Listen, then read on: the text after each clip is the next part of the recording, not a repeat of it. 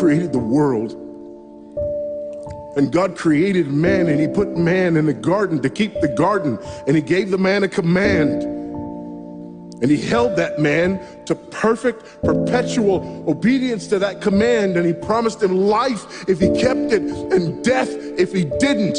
And he didn't keep it, he ate. And because he ate, because of that one man, sin entered the world, and death through sin. And everyone born from that man through ordinary generation inherited that man's sin nature. And because of that sin nature, sins proceed from it. And our world is broken because of that sin. And we stand guilty before a holy and righteous God. And we know that he's holy, and we know that he's righteous, and we crave justice. But the problem is that if God gives us justice, we all die. And so that God, in his goodness and in his mercy, sent forth his son, who was not born of ordinary generation, but was born of a virgin. Yes, the virgin birth matters. Why? Because if he's born of ordinary generation, he's born in sin. But because he's not born of ordinary generation, he's not born in sin. He's clean of sin. His record is clean. And he keeps his record clean. And he obeys God's law.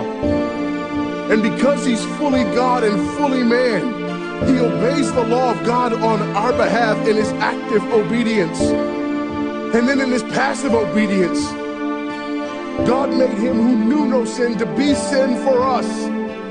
All we like sheep had gone astray.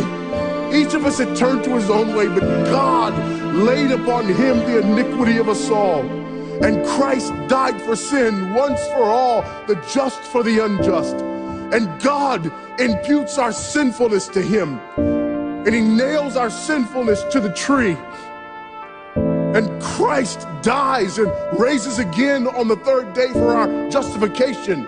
And there's another imputation. The righteousness of Christ is actually imputed to us, so that God can be both just and the justifier of the one who places faith in Jesus Christ, so that all those who come to Christ may enter in, so that all those who place faith in Christ might be saved, but not only saved, but sanctified, because he's the firstborn of many brethren.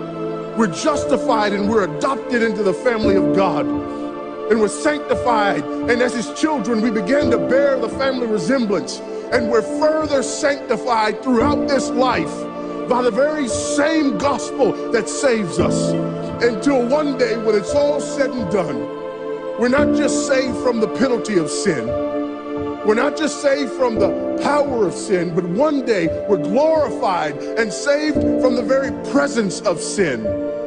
That's the gospel that we preach. That's the gospel that we need. And that's the gospel that's more than enough.